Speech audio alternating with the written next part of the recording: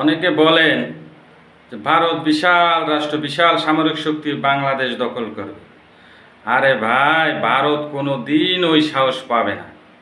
ভারত যদি বাংলাদেশে ঢুকতে চায়, ওপাশ দিয়ে চীন ধরবো, ওপাশ দিয়ে পাকিস্তান ধরবে, পুরো ভারত ঘিরে ফেলবে।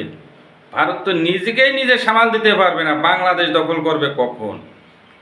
হ্যাঁ, বাংলাদেশের কিছু ক্ষতি করতে পারবে, সেটা করতে পারবে এই দেশে থাকা কিছু দালালদের জন্য, কিন্তু বাংলাদেশ দখল দিতে পারবে না। কারণ বাংলাদেশে হাত দেওয়ার সাহস ভারতের নেই। এই যে সদ্য দেখলেন না, গতকাল চীন ভারতের অংশ দখল করে নিয়ে গেছে। কি করছে ভারত? কিছুই করার নাই। তাই ভারত যখন বাংলাদেশে ঢোকার চিন্তা করবে, চীন পাকিস্তান ভারতকে গিলে ফেলবে।